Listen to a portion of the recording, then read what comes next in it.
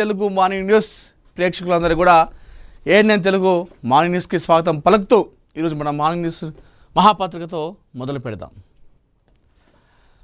అంగరంగ వైభవంగా ఏఎన్ఎన్ మహా అవార్డ్స్. ప్రపంచ ఐటీ రంగంలో తెలుగు యువతదే ఆధిపత్యం. ఏఎన్ఎన్ చైర్మన్ కంది శ్రీనివాసరెడ్డి. విజయానికి అడ్డుదారులు లేవు, మాతృభూమికి సేవ చేయడమే నిజమైన గెలుపు. ఆరోగ్య వ్యాపార రంగాల ఆదర్శమూర్తులకు ఘన సత్కారం అని చెప్పేసి మనం ఇక్కడ చూస్తూ ఉన్నాము. సో నిన్న ఏఎన్ఎన్ మహా అవార్డ్స్ అట్టహాసంగా అంగరంగ వైభవంగా జరిగాయి విజయవాడలో. నిన్న ఆంధ్రప్రదేశ్లోని విజయవాడలోని వివంత హోటల్లో సాయంత్రం 6 గంటలకు ఈ మహోత్సవం ప్రారంభమైంది.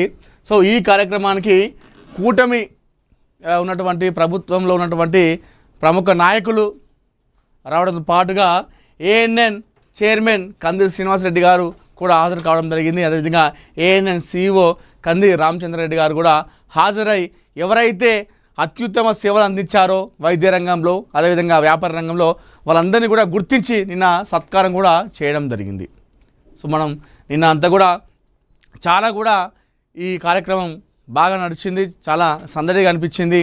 అదేవిధంగా ఏఎన్ఎన్ చైర్మన్ కంది శ్రీనివాసరెడ్డి గారి ఉపన్యాసం అయితే అది చాలామందికి ఒక మోటివేషన్ కల్పించేలాగా ఉంది. అంటే ఆయన తన జీవితంలో ఏ విధంగా ఒక్కొక్క మెట్టు ఎదిగాడో అనేటువంటి తన జీవిత లైఫ్ స్టైల్ ఏదైతుందో అది ఎంతోమందికి ఒక ఆదర్శంగా నిలుస్తుందని చెప్పుకోవాలి ఆ స్పీచ్ అంతా కూడా. సో ఎలా ఎదిగాడు, ఎలా చదివాడు, ఆ తర్వాత అమెరికా ఎలా వెళ్ళాడు, అక్కడ ఎన్ని కష్టాలు పడ్డాడు, ఆ తర్వాత కంపెనీ ఎలా పెట్టాడు, ఇప్పుడు కొన్ని వేలాది మందికి ఆయన ఇప్పుడు ఉపాధిని అందిస్తూ ఉన్నాడు. ఇదంతా కూడా ఆయన చెప్పడం జరిగింది. సో ఆయన ఉపన్యాసం విన్న తర్వాత అందరూ కూడా చాలామంది కూడా ఒక్కసారిగా గట్టిగా క్లాప్స్ కొడుతూ కేరింతలు కూడా వేయడం జరిగింది. సో మొత్తానికైతే నిన్న ఏఎన్ఎన్ మహా అవార్డ్స్ మహోత్సవం అయితే చాలా గ్రాండ్గా జరిగింది. అదేవిధంగా చాలా సక్సెస్ కూడా అయిందని చెప్పుకోవాలి. ఆంధ్రప్రదేశ్ రాష్ట్రంలో ఎవరెవరైతే సేవలు అందించినటువంటి డాక్టర్స్ ఉన్నారో, హాస్పిటల్స్ ఉన్నారో, అదేవిధంగా వ్యాపార రంగంలో వాళ్ళందరినీ కూడా గుర్తించి కూడా ఈ అవార్డ్స్ మహోత్సవం అయితే జరిగిందని చెప్పుకోవాలి.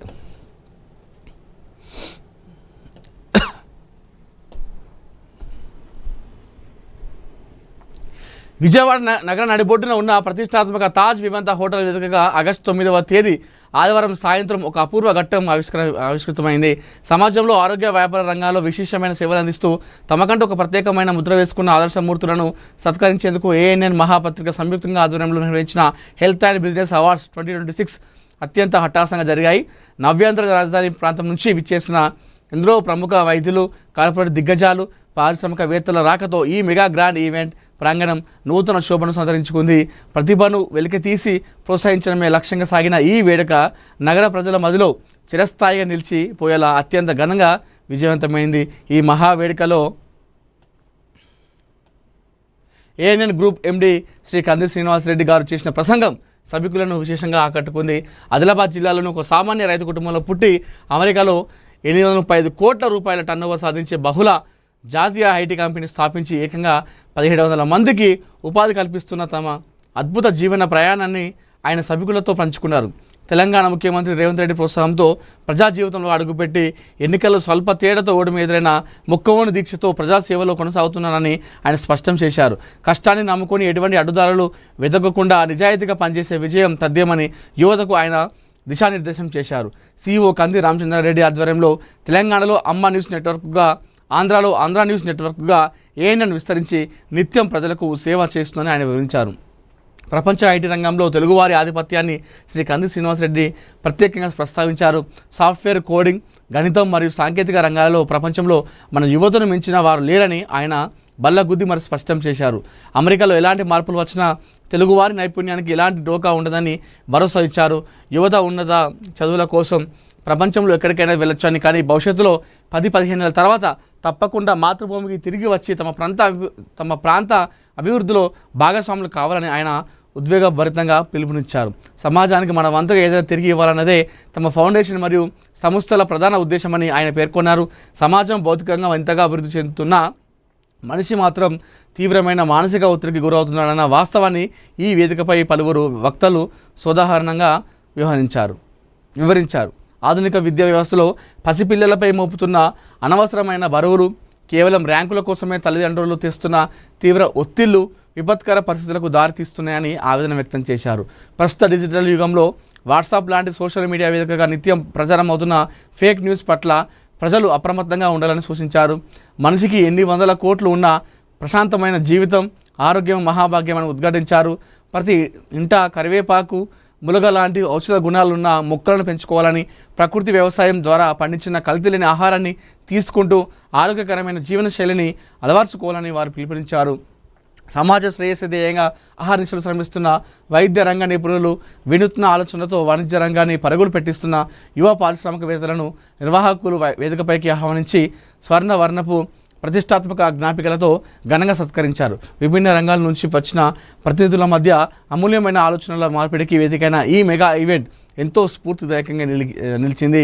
ఆహుతులను విశేషంగా ఆలోచించిన లైవ్ ఎంటర్టైన్మెంట్ కార్యక్రమాలతో ఈ మహావేడుక ఆద్యాంతం ఉల్లాసంగా సాగి విజయవాడ చరిత్రలో ఒక అపురూపమైన మధుర స్మృతిగా ముగిసిందని చెప్పేసి మనం చెప్పుకోవచ్చు. ఎట్టకలకైతే ఈ గ్రాండ్ సక్సెస్ అయింది ఈవెంట్ మహా అవార్డ్స్. ఏంటంటే మహా అవార్డ్స్ మీరు చూసుకోవచ్చు. డాక్టర్లను సత్కరిస్తున్నటువంటి వ్యాపార బిజినెస్ మ్యాన్ ఉమెన్లను కూడా సత్కరిస్తున్నటువంటి ఫొటోస్ కూడా చూసుకోవచ్చు. ఇక్కడ CEO కంది రామచంద్రరెడ్డి గారిని సత్కరిస్తున్నటువంటి ఫోటో కూడా ఇక్కడ చూసుకోవచ్చు దృశ్యాలు. సో వీళ్ళందరూ కూడా డాక్టర్స్ అక్కడ జ్యోతి ప్రజ్వలిస్తున్నటువంటి కార్యక్రమం. సో ఇది మొత్తానికైతే చాలా గ్రాండ్గా జరిగిందని చెప్పుకోవాలి ఈ ఈవెంట్.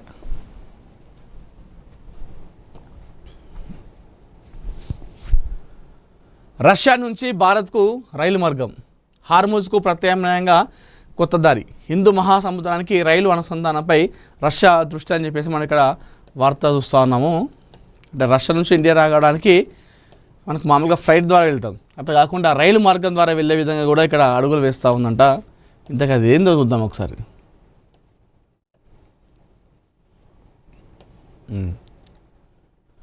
హార్మూజ్ బోస్ఫరస్ జలసంధుల్లో తలెత్తుతున్న భద్రతా రవాణా సమస్యలకు ప్రత్యామ్నాయం వెతుకుతున్న రష్యా హిందూ మహాసముద్రం వరకు రైల్వే అనుసంధానం ఏర్పాటుపై దృష్టి సారించింది. భారత్కు చేరుకున్న మార్గాన్ని కూడా పరిశీలించాలని రష్యా ఉప ప్రధాని మరత్ కుస్నలిన్ ప్రతిపాదించారు. తుర్క్మెనిస్తాన్, ఇరాన్, ఆఫ్ఘనిస్తాన్, పాకిస్తాన్ మీదుగా హిందూ మహాసముద్రానికి చేరే ప్రత్యామ్నాయ మార్గాలను పరిశీలించవచ్చని ఆయన సూచించినట్లు రష్యా ప్రభుత్వ ఆధారిత వార్తా సంస్థ టాస్ వెల్లడించింది. హిందూ మహాసముద్రానికి రైల్వే మార్గాన్ని కూడా అన్వేషించాలి.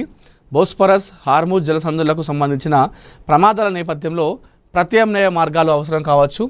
తుర్క్మెనిస్తాన్, ఇరాన్, ఆఫ్ఘనిస్తాన్, పాకిస్తాన్ మీదుగా వెళ్లే మార్గాలను పరిశీలించవచ్చు. భారత్కు ప్రవేశం కల్పించే ఏ మార్గమైనా ఆమోదయోగ్యమే అని కుస్నలిన్ పేర్కొన్నట్లు టాస్ తెలిపింది. అయితే ఇది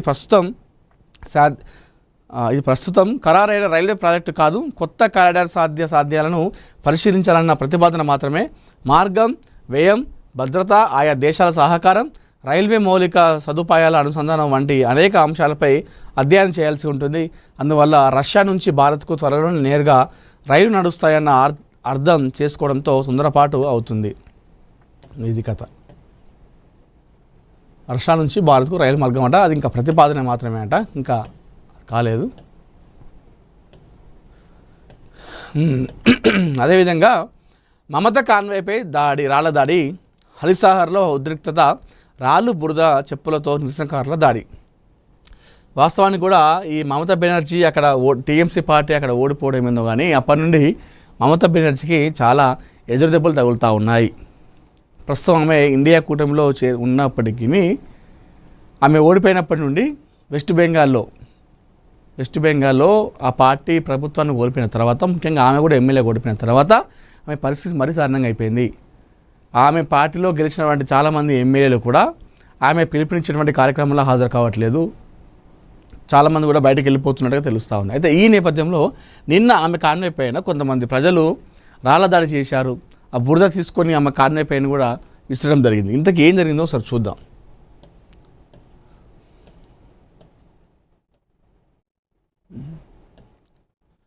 పశ్చిమ బెంగాల్లో రాజకీయ ఉద్రిక్తతలు మరోసారి బగ్గుమన్నాయి.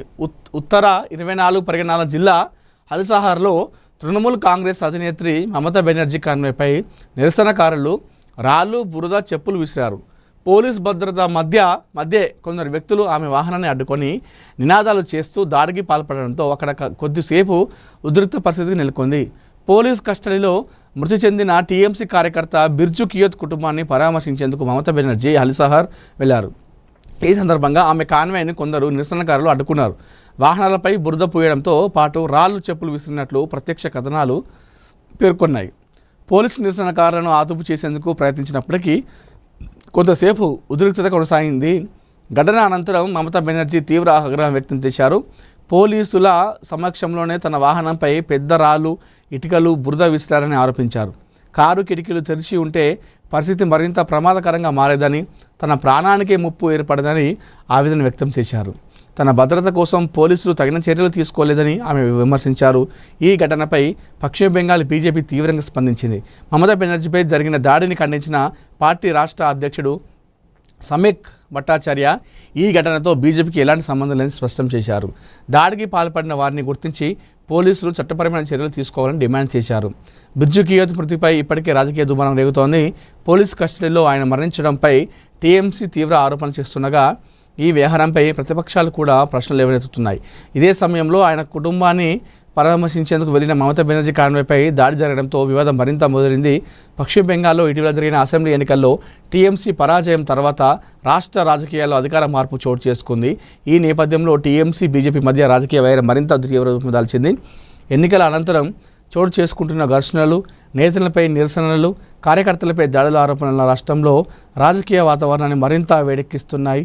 మమతా బెనర్జీ కాన్వాయ్పై తాజా దాడి కూడా ఈ రాజకీయ ఉద్రిక్తల నేపథ్యంలో ప్రాధాన్యం సంతరించుకుంది. ఈ ఘటనపై పోలీసులు దర్యాప్తు చేపట్టి దాడికి పాల్పడిన వారిని గుర్తించే ప్రయత్నం చేస్తున్నారు. అయితే దాడి వెనుక రాజకీయ కుట్ర ఉందన్న ఆరోపణలకు ఇప్పటివరకు స్వతంత్ర నిర్ధారణ లభించలేదు. ఈ ఘటనతో అలీసహార్లో భద్రతను కట్టుదిట్టం చేయడం జరిగింది. పోలీసు సమక్షంలోనే నా మీద ఇంత దాడి జరిగింది, రాళ్ళు విసిరిరు, ఇటుకలు వేసిరు, పెద్ద పెద్ద రాళ్ళు విసిరిరు, బురద లేరు, ఇక కారు కిటికీ అద్దాలు దించుంటే ఇంకా మరింత ఇంకెక్కువ అయ్యేది, నా ప్రాణానికే ముప్పు అయ్యేది అని చెప్పేసి చెప్తా ఉంది. అయితే దీనికంతా కూడా పోలీసులే కారణం, వాళ్ళ సమక్షం జరిగిందంటే దీనికి బీజేపీ పార్టీ స్పందించింది. అసలు ఆ దాడికి మాకు ఎలాంటి సంబంధం లేదు, ఆ దాడిలో ఎవరైతే పాల్గొన్నారో వారిని గుర్తించి పోలీసులు తగిన చర్యలు తీసుకోవాలని చెప్పేసి వాళ్ళు కూడా డిమాండ్ చేయడం జరిగింది. అంటే వాళ్ళకి ఎలాంటి గతంలో ఈ ప్రభుత్వంలో ఉన్నప్పుడు ఏదన్నా అన్యాయం జరిగిందా లేకపోతే ఆ ప్రాంతానికి ఏం జరిగిందో తెలియదు, కానీ మొత్తానికైతే అక్కడ ఆమె పైన దాడి జరగడంతో ఒకసారిగా అక్కడ ఉద్రిక్త పరిస్థితులు కనిపించినాయి. హిందూ పండుగలపై వివక్ష ఎందుకు? కేటీఆర్కు అమ్మవారి దయతోనే జ్ఞానోదయం. బీజేపీ వస్తే స్వర్ణ దేవాలయంగా భాగ్యలక్ష్మి గుడి. బోనాల సాక్షిగా అధికార విపక్షాలపై బండి కన్నెర్ర అని చెప్పేసి మనం ఇక్కడ వార్త వస్తూ ఉన్నాము.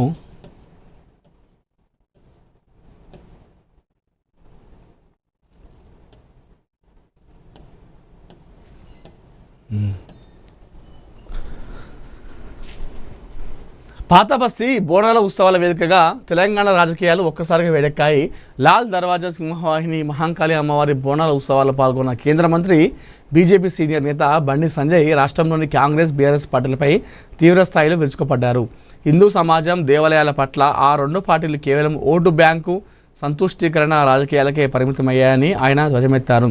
హిందువుల పక్షాన వారి సమస్యల పరిష్కారం కోసం గొంతెత్తితే తనపై ఉద్దేశపూర్వకంగా మతతత్వవాది అని ముద్ర వేస్తున్నారని ఆయన తీవ్ర అసహనం వ్యక్తం చేశారు. నిధుల కేటాయింపులో పక్షపాతం. బోనాలను రాష్ట్ర పండుగగా ప్రకటించిన ప్రభుత్వాలు నిర్వహణలో మాత్రం పూర్తిగా విఫలమయ్యాయని బండి సంజయ్ ఆరోపించారు. పండుగకు కేవలం నామమాత్రపు నిధులు కేటాయించి చేతులు దులుపుకుంటున్నాయని విమర్శించారు. రాజధాని నగరంలో వేలాది ఆలయాలు ఉన్నప్పటికీ వాటి అభివృద్ధికి, భక్తులకు కనీస సౌకర్యాలు కల్పించేందుకు ప్రభుత్వం చిల్లి గవ్వ కూడా విదల్చడం లేదన్నారు. రంజాన్ మాసంలో ఇచ్చే నిధులతో పోలిస్తే హిందూ పండుగల పట్ల ప్రభుత్వాలు ఎందుకు వివక్ష చూపుతున్నాయో స్పష్టమవుతుందని ఆయన మండిపడ్డారు. లాల్ దర్వాజా బోనాల సాక్షిగా బీఆర్ఎస్ వర్కింగ్ ప్రెసిడెంట్ కేటీఆర్ తీరుపై బండి సంజయ్ తీవ్రస్థాయిలో వ్యంగ్యాస్త్రాలు సంధించారు. గత జీహెచ్ఎంసీ ఎన్నికల సమయంలో తాను చార్మినార్ వద్దనున్న భాగ్యలక్ష్మి అమ్మవారిని దర్శించుకున్నప్పుడు కేటీఆర్ నానా యాగే చేశారని ఆయన గుర్తు చేశారు. ఇప్పుడు అదే కేటీఆర్ అమ్మవారి దర్శనం కోసం రావడం చూస్తుంటే భాగ్యలక్ష్మి అమ్మవారి కృపతోనే ఆయనకు పూర్తి స్థాయిలో జ్ఞానోదయం కలిగినట్లయిందని ఎద్దేవా చేశారు. గతంలో కేసీఆర్ సైతం లాల్ దర్వాజా ఆలయ అభివృద్ధికి 20 కోట్లు కేటాయిస్తామని గొప్పలు చెప్పి ఆ హామీని గాలి కొదిలేశారని విమర్శించారు. రాబోయే రోజుల్లో తెలంగాణలో బీజేపీ అధికారంలోకి రావడం తథ్యమని ధీమా వ్యక్తం చేసిన బండి సంజయ్ తమ ప్రభుత్వం ఏర్పడితే పాత బస్తీలో బోనాల ఉత్సవాలను కనీవిని ఎరగని రీతిలో ఘనంగా నిర్వహిస్తామని హామీ ఇచ్చారు. చార్మినార్ వద్ద కొలువై ఉన్న భాగ్యలక్ష్మి అమ్మవారి ఆలయాన్ని గోల్డెన్ టెంపుల్ తరహాలో అత్యద్భుతంగా తీర్చిదిద్దామని ప్రకటించారు. పాత బస్తీలో నివసించే హిందువులు సైతం ప్రభుత్వానికి పన్నులు చెల్లిస్తున్నారని, అలాంటప్పుడు ఆ ఆదాయంతో ఇక్కడి ఆలయాలను అభివృద్ధి చేస్తే తప్పేమిటని ఆయన ప్రభుత్వాన్ని సూటిగా ప్రశ్నించారు. రాష్ట్రంలో కాంగ్రెస్ ప్రభుత్వం నిరుద్యోగులను నిలువున మోసం చేస్తుందని కేంద్ర మంత్రి ఆరోపించారు. హైడ్రాలో కేవలం 150 పోస్టుల భర్తీకి నోటిఫికేషన్ ఇస్తే వేలాది మంది యువత ఫిజికల్ టెస్టుకు బారులు తీరడమే రాష్ట్రంలో ఉన్న తీవ్రమైన నిరుద్యోగ సమస్యకు నిలవద్దామని విశ్లేషించారు. ఏడాదికి 2 లక్షల ఉద్యోగాలు ఇస్తామన్న హామీ ఏమైందని, ఉద్యోగం వచ్చే వరకు నెలకు 4,000 నిరుద్యోగ భృతి ఇస్తామన్న మాటను ఎందుకు నిలబెట్టుకోవడం లేదని ఆయన కాంగ్రెస్ ప్రభుత్వాన్ని నిలదీశారు. మహాలక్ష్మి పథకం ద్వారా మహిళలకు నెలకు 2,500, వృద్ధాప్య పింఛన్ల పెంపు తదితర ఎన్నికల హామీలు ఏమయ్యాయని ప్రశ్నించారు. మరోవైపు ఫీజు రీయింబర్స్మెంట్ బకాయిలు విడుదల చేయడంతో పేద విద్యార్థులు ఉన్నత విద్యకు దూరం అయ్యే ప్రమాదం ఏర్పడిందని, తక్షణమే ప్రభుత్వం బకాయిలు చెల్లించాలని ఆయన డిమాండ్ చేశారు. కేంద్ర ప్రభుత్వం ఆధ్వర్యంలో నిర్వహిస్తున్న రోజ్గార్ మేళాల ద్వారా ఇప్పటికే లక్షలాది మంది ఉద్యోగాలు కల్పించామని బండి సంజయ్ ఈ సందర్భంగా గుర్తు చేశారు. ఇది కథ. హిందూ పండుగలన్నా హిందూ ఆలయాలన్నా ప్రభుత్వాలకు ఈ కాంగ్రెస్ బీఆర్ఎస్ పార్టీలకు ఎందుకంత నిర్లక్ష్యం, వివక్ష ఎందుకు? ఇతర మతస్థుల పండుగలకేమో నిధులు కేటాయిస్తారు మంచిగానే, మరి హిందూపుల పండుగ వచ్చినప్పుడు నిధులు ఎందుకు కేటాయించారు? అన్ని గొప్పలు చెప్తారు, ఓటు బ్యాంక్ రాజకీయం కోసం అన్నీ చేస్తారు, మరి తీరా గెలిచాక మీరు చేసేది ఏంటిది అని చెప్పేసి చెప్తా ఉన్నారు. అదే గతంలో నేను చార్మినార్ దగ్గర ఉన్నటువంటి భాగ్యలక్ష్మి అమ్మవారిని దర్శించుకుంటే అప్పుడు ప్రభుత్వం ఉన్నటువంటి కేటీఆర్ నా మీద చాలా దారుణంగా మాట్లాడిండు, చాలా అంటే ఆగమాగం చేసిండు. మరి ఇప్పుడు అదే కేటీఆర్ పోయి అక్కడ దర్శించుకున్నాడు అంటే అమ్మవారి దయతోనే జ్ఞానోదయమైంది కేటీఆర్ అని చెప్పేసి చెప్తా ఉన్నాడు. ప్రతి ఇంటా త్రివర్ణం, హర్ ఘర్ తిరంగాలో భాగస్వాములు కండి, స్వతంత్ర వేడుకలకు దేశం సిద్ధం. ప్రధాని నరేంద్ర మోడీ వందే మాతరం 150 ఏళ్ల కాల సందర్భంగా ఈసారి ప్రత్యేక కార్యక్రమాలు. సో మళ్ళొకసారి ప్రతి ఇంట కూడా త్రివర్ణ పతాకం ఎగరేయాలని చెప్పేసి చూస్తూ ఉన్నారు. ఇది మోడీ ప్రభుత్వం వచ్చిన తర్వాతనే ఇలాంటి కొన్ని జరుగుతూ ఉన్నాయి. హర్ ఘర్ తిరంగా అంటే ఇండిపెండెన్స్ నాడు ప్రతి ఇంటి మీద కూడా ప్రతి ఇంటి పైన కూడా త్రివర్ణ పతాకం ఎగరాలి, జెండా ఎగరేయాలని చెప్పేసి ఒక నిన్నది. అంటే దేశభక్తిని పెంపొందించే విషయం లక్ష్యంగా ఇదంతా చేస్తూ ఉన్నారు. రష్యాపై సుంకాలు విధిస్తే చమురు ధరలు బగ్గుమంటాయి, అమెరికాకే భారం. భారత్ ఇప్పుడే ఆందోళన చెందాల్సిన అవసరం లేదు, మాజీ దౌత్యవేత్త కేపీ ఫేబియన్ చెప్తా ఉన్నారు. వైద్య విద్యార్థిని ప్రియాంక మృతి. రాజమహేంద్రవరం ప్రమాదంలో తీవ్రంగా గాయపడిన ప్రియాంక కిమ్స్లో చికిత్స పొందుతూ బ్రెయిన్ డెడ్. పోస్ట్ మార్టం కోసం గాంధీ ఆసుపత్రికి తరలింపు. ప్రియాంక మృతితో కుటుంబంలో తీవ్ర విషాదం నెలకొంది. ఇది మెడికో ప్రియాంక చనిపోవడం జరిగింది. మరి దారుణమైనటువంటి విషయం మెడికో ప్రియాంక చనిపోవడం. పాపం ఆమె ఒక కారు అక్కడ ఆగి పక్కన నిల్చుండే ఒక కారు వచ్చి ఆమెను చాలా బలంగా ఢీకొట్టింది, చాలా బలంగా ఢీకొట్టింది. మరి ఆ కారులో ఉన్న వాళ్ళు అంత స్పీడ్తో ఎందుకున్నారు? మరి డ్రింక్ చేసి ఆ టైంలో ఆమెను అలా చేశారో తెలియదు, కానీ ఆమె నిల్చున్న ఆమె మీదకి వెళ్ళి ఆమె ఆ కారు మొత్తం కూడా పైకి వెళ్ళి మొత్తం దూసుకెళ్ళింది. అయితే చాలా సీరియస్ ఉండడంతో ఆ రాజమండ్రి నుండి ఆమెను హుటాహుటిన హైదరాబాద్ ఆసుపత్రికి తరలించారు. అయితే చికిత్స పొందుతూ ఆమె చనిపోవడం జరిగింది. 3-4 రోజులు ఆమె ప్రాణాలతో కొట్టుమిట్టాడింది. లాస్ట్కు నా చనిపోవడం జరిగింది. ఒక్కసారి ఆమె మృతితో కుటుంబ సభ్యులు తీవ్ర విషాదం అయితే కనిపిస్తూ ఉంది. ఒక మంచి భవిష్యత్తు ఉన్నటువంటి విద్యార్థి త్వరలో డాక్టర్ కూడా అయ్యేటువంటి ఒక విద్యార్థిని ఈ విధంగా కావడం అంటే ఇప్పుడు ఇది ఎవరిని నిందించాలి? అంత స్పీడ్తో ఆ టైంలో రావాల్సిన అవసరం ఏముంది? మరి పోలీస్ శాఖ ఎన్నో ఫైళ్ళు వేస్తూ ఉంది. మరి ఫైళ్ళు వేసినప్పటికి కూడా ఇది అంతిమంగా ఎప్పుడు ఆగిపోతుంది? డ్రంక్ అండ్ డ్రైవ్ చేయడము, ఇట్లా హిట్ అండ్ రన్ చేయడము, అంత హెవీ స్పీడ్తో పోయినప్పటికి కూడా ఫైల్ వేస్తూ ఉన్నారు. మరి ఫైల్ వేసినప్పటికి కూడా మళ్ళీ వెళ్తూ ఉన్నారు కదా. మరి దానికి శాశ్వత పరిష్కారం ఎక్కడ? ఇట్లా ఎంతమంది ప్రియాంకలు బలి కావాలి ఈ డ్రంక్ అండ్ డ్రైవ్ చేసి నడిపే వాళ్ళ వల్ల? లేదంటే కావాలనే హోర్స్ స్పీడ్ వెళ్ళే వారి వల్ల ఇంకెంతమంది ప్రియాంకలు బలి కావాలి?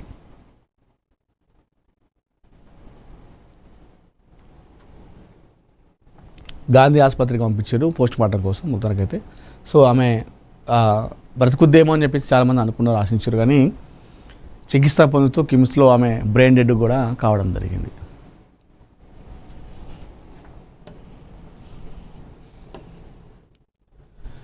పోలీస్ శాఖలో సమూల సంస్కరణలు. తెలంగాణలో మావోయిజం దాదాపు అంతం, మాదక ద్రవ్యాల కట్టడమే ఇప్పుడు ప్రధాన సవాల్. డీజీపీ సివి ఆనంద్. చూస్తున్నాం. అదేవిధంగా కామన్వెల్త్ గేమ్స్లో భారత అథ్లెట్ల సత్తా, 39 పథకాలతో మెరిసిన భారత్ విజేతలకు ప్రధాని మోడీ అభినందనలు. ఈసారి కామన్వెల్త్ క్రీడలో మన భారత్ చాలా దూసుకెళ్ళింది. అంటే గతంతో పోలిస్తే కామన్వెల్త్ గేమ్స్లో కావచ్చు, ఆసియా గేమ్స్లో కావచ్చు, ఒలింపిక్స్తో పోలిస్తే ఈ కామన్వెల్త్ గేమ్స్లో చూపించినటువంటి ప్రతిభ గతంలో ఎప్పుడు కూడా చూపించలేదు భారత్. ఈసారి అత్యధికంగా తీసుకొచ్చింది. టాప్ 5లో కూడా మన వాళ్ళు ఉన్నారని చెప్పుకోవాలి. మనం ఎప్పుడు కూడా మన కామన్వెల్త్లో కావచ్చు, ఒలింపిక్స్లో కావచ్చు, మన ఓవరాల్ దేశాలలో 100-120 దేశాలలో పాల్గొంటే మన ర్యాంక్ చూసుకుంటే మనం తల కింది పెట్టి చూస్తున్నాం, మన ర్యాంకు ఆ విధంగా ఉండదు. కానీ ఈసారి తల ఎత్తుకొని చూసినాం. ఈ కామన్వెల్త్ గేమ్స్లో అవన్నీ పథకాలు వచ్చినాయి. ఆ ప్లేస్లో మనం ఉన్నాం ఈసారి. అంటే క్రీడలకు మన కేంద్ర ప్రభుత్వం నాయకులు కూడా చాలా మంచి సపోర్ట్ ఇస్తారు గతంతో పోలిస్తే. దానివల్ల ఈసారి ఇన్ని పథకాలు కూడా గెలవడం జరిగింది. పెద్ది ఇంటికి కేసీఆర్ అనుబంధం తలుచుకొని భావోద్వేగం. ఇటీవల అకాల మరణం చెందిన మాజీ ఎమ్మెల్యే బీఆర్ఎస్ సీనియర్ నేత పెద్ది సుదర్శన్ రెడ్డి సాదాసీదా జీవితం గడిపారని బీఆర్ఎస్ అధినేత కేసీఆర్ అన్నారు. వరంగల్ జిల్లా నల్లబెల్లిలో జరిగిన పెద్ది సుదర్శన్ రెడ్డి దశదిన కార్యక్రమంలో కేసీఆర్ పాల్గొన్నారు. సుదర్శన్ కుటుంబం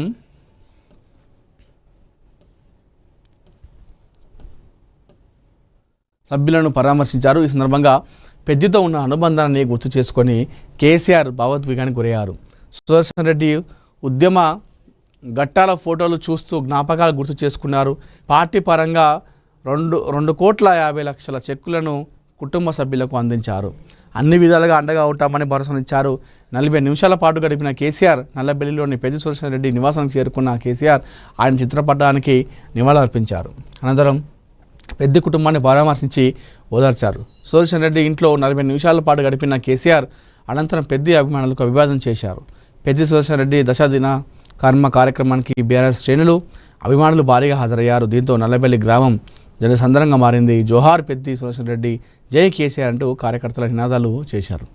సో నిన్న ఒక పెద్ద దిక్కుగా మారాడు కేసీఆర్ అని చెప్పుకోవాలి. సో నిన్న ఆయన చేసినటువంటి ఆ పని చాలామంది కూడా మనం మెచ్చుకోవాలి. అంటే ఒక పార్టీలో ఒక కార్యకర్త పనిచేసి ఉంటే అతను చనిపోతే ఆ పార్టీ ఆ నాయకుడు ఏ విధంగా సపోర్ట్ చేస్తారనేది నిన్న మనం చూసినాం. ఈ విధంగా చేస్తే ఏంటంటే కార్యకర్తలకు, అంటే జెండాను నమ్ముకొని ఉన్నటువంటి కార్యకర్తలకు ఒక భరోసా ఉంటుంది. సో నిన్న కేసీఆర్ గారు కూడా చేసింది అదే. చాలా అంటే ఒక పెద్ద ఆయనలాగా అనిపించింది నిన్న కేసీఆర్. నిన్న ఆయన 9 days ఉంటాయి కదా, ఆ 9 days 11 days ఆ కార్యక్రమానికి వెళ్ళి ఆడ ఆ కుటుంబానికి 2 కోట్ల చెక్ కూడా ఇవ్వడం, 2,50,00,000 చెక్ కూడా ఇచ్చిండు. ఇంకా అవసరం ఉండి ఏదున్నా ఆదుకుంటా అని చెప్పిండు. చదువులు కూడా చూసుకుంటా అని చెప్పిండు. ఆడ ఫోటోలు చూసుకుంటా గతంలో ఉద్యమం చేసినప్పుడు ఫోటోలు చూసి చాలా ఉద్వేగానికి గురయ్యాడు కేసీఆర్. సో అంటే చాలా మంచి చేసిండు కేసీఆర్. ఈ విషయంలో అయితే కేసీఆర్ మనం మెచ్చుకోవాలి. సో చాలామంది ఏమన్నారంటే వెళ్ళాడు, మనం చనిపోయినప్పుడు వెళ్ళలేదా అంటే, ఇప్పుడు చనిపోకంటే ముందే ఒక 2 days ముందు హాస్పిటల్కి వెళ్ళి చూసి వచ్చిండు. గతంలో కేసీఆర్ ఎప్పుడు అట్లా వెళ్ళి చూడలేదు ఎవరిని కూడా, తన మనవన్ని తన కుటుంబ సభ్యులు తప్పితే. ఆ తర్వాత చనిపోయిన తర్వాత వెళ్ళలేదు. సో నిన్న వెళ్ళిండు. వెళ్ళి ఉట్టి చేతులు వెళ్ళకుండా ఆ కుటుంబం ఒక్కసారి ఎమ్మెల్యే అయినప్పుడు కూడా ఆయన సాదాసీదా కలిపిండు. సొంత ఇల్లు కూడా లేదని చెప్పేసి అవన్నీ దృష్టిలో పెట్టుకున్నటువంటి కేసీఆర్ కుటుంబానికి ఆర్థికంగా చాలా బలంగా నిలుచున్నాడు. భవిష్యత్తులో ఇంకేమి ఉన్నా కూడా అన్నీ కూడా నేను చూసుకుంటా అరుచుకుంటా అని చెప్పేసి మాట్లాడడం జరిగింది. కాసేపు భావోద్వేగంగా కూడా గురయ్యాడు. గతంలో పెద్దతో ఉన్నప్పుడు ఆ ఉద్యమం సమయంలో ఏ విధంగా చేసిరని చెప్పేసి అవన్నీ కూడా ఆయన తలుచుకుంటూ చాలా భావోద్వేగానికి కూడా గురి కావడం జరిగింది. సో మరొకసారి పెద్ద ఆయన అనిపించుకున్నాడు కేసీఆర్ ఈ విషయంలో.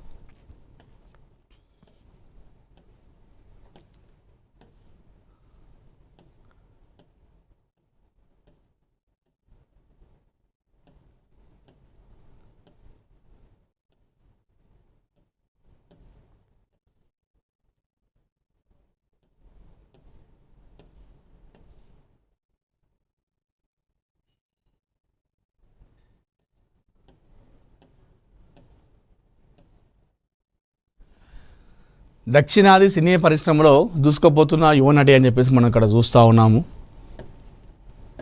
సో ఈ విధంగా మమితా బైజు కీలక నిర్ణయం, సోషల్ మీడియాకు దూరం అని చెప్పేసి మరొక వార్త కూడా చూసుకోవచ్చు. అదేవిధంగా వరుణ్ తేజ్కు కొత్త ఊపు, కొరియర్ కనకరాజుతో సక్సెస్ బాట. సో కొరియర్ కనకరాజు సినిమా చాలా సక్సెస్ఫుల్గా దూసుకెళ్తూ ఉంది.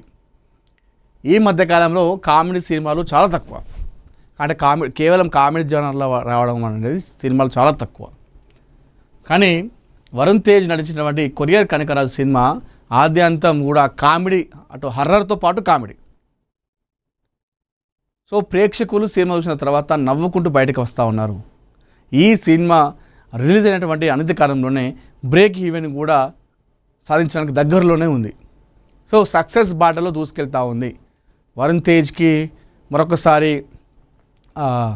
గద్దలకొండ గణేష్, ఆ తర్వాత తొలి ప్రేమ, ఆ సినిమా తర్వాత అన్ని వసూలు, అంత మంచి పేరు ఈ సినిమాకు వచ్చిందని చెప్పాలి. కామెడీ ప్లస్ హర్రర్ జోనర్లో ఈ సినిమా వచ్చింది.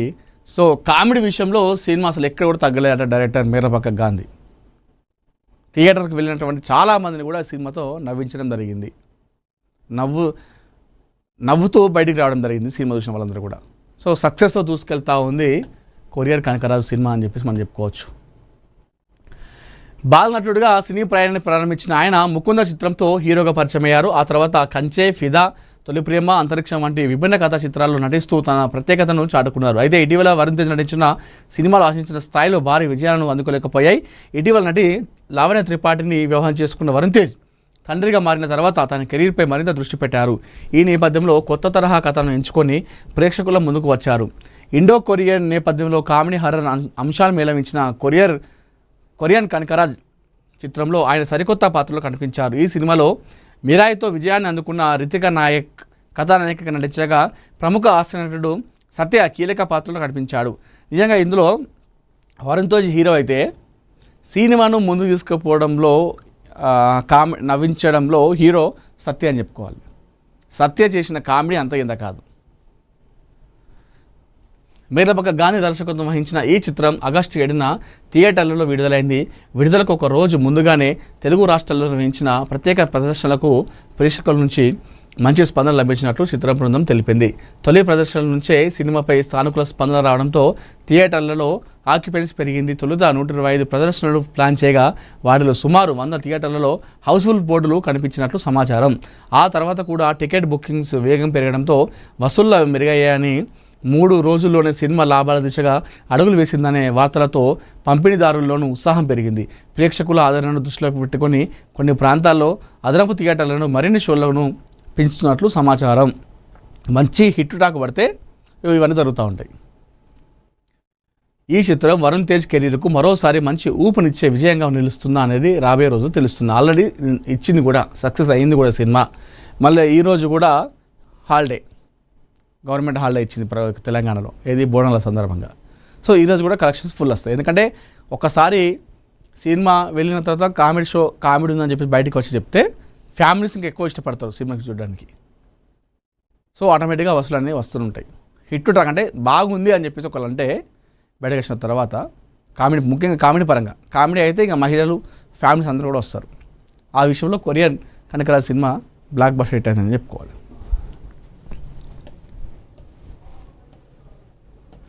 మహేష్కు సితారా స్పెషల్ బర్త్డే విశేషంట. సూపర్ స్టార్ మహేష్ బాబుకు కుమార్తె సితారా ఘట్టమనేనితో ఉన్న అనుబంధం గురించి ప్రత్యేకంగా చెప్పాల్సిన అవసరం లేదు. తండ్రి అంటే సితారాకు ఎంతటి అభిమానం, ప్రేమ ఉందో ఆమె సోషల్ మీడియా పోస్టులు తరచూ కనిపిస్తూనే ఉంటుంది. తాజాగా మహేష్ బాబు పుట్టినరోజు సందర్భంగా సితార చేసిన ప్రత్యేక పోస్ట్ అభిమానుల దృష్టిని ఆకర్షించింది. తన తండ్రితో కలిసి ఉన్న అందమైన ఫోటోను సితార సోషల్ మీడియాలో పంచుకుంది. హ్యాపీ బర్త్డే నాన్న, నువ్వు ఎప్పుడు నా ఫేవరెట్ పర్సన్వే, లవ్ యూ ఆల్వేస్ అంటూ ప్రేమతో కూడిన సందేశాన్ని రాసింది. ఈ పోస్టుకు మహేష్ భార్య నమ్రత శిరోద్కర్ హార్ట్ ఎమోజీతో స్పందించగా అభిమానులు పెద్ద ఎత్తున లైక్లు కామెంట్లతో తమ అభిమానాన్ని వ్యక్తం చేశారు. సితార పోస్ట్ చేసిన ఫోటోలో తండ్రి కుమార్తె మధ్య ఉన్న ఆప్యాయత అభిమానులను ఎంతోగానో ఆకట్టుకుంది. పలువురు అభిమానులు తండ్రి కూతుల బంధాన్ని ప్రశంసిస్తూ కామెంట్లు చేశారు. అయితే ఈ ఫోటోలో మహేష్ బాబు ఫిట్నెస్గా కూడా ప్రత్యేకంగా చర్చనీయాంశమైంది. మహేష్ చేతిపై స్పష్టంగా కనిపించిన నరాలను అభిమానులు గమనించారు. ఆయన శారీరక దారుఢ్యాన్ని ప్రశంసిస్తూ ఆ నరాలు ఏంటి అన్న వాటే ఫిట్నెస్ అంటూ కొందరు కామెంట్ చేశారు. వయసు పెరుగుతున్న మహేష్ మరింత యంగ్గా ఫిట్గా కనిపిస్తున్నారంటూ నెటిజన్లు ప్రశంసలు కురిపించారు. ఆయన మేకోవర్ స్టైలిష్ లుక్పై కూడా అభిమానులు ఆసక్తికరమైన కామెంట్ చేస్తారు. నిన్న మహేష్ బర్త్డే సందర్భంగా తన కూతురు ఒక ఫోటోను రిలీజ్ చేసి పెట్టింది. దానికి మహేష్ బాబు భార్య నమ్రత కూడా దాని లవ్ ఎమోజీతో పాటు కూడినటువంటి కామెంట్ చేయడంతో చాలామంది అభిమానులకు ఆ ఫోటోకు రియాక్ట్ కావడం జరిగింది లక్షల్లో. ఓకే, ఇవి ఏఎన్ఎన్ తెలుగు మార్నింగ్ న్యూస్. మరిన్ని ఇంట్రెస్టింగ్ వార్తల కోసం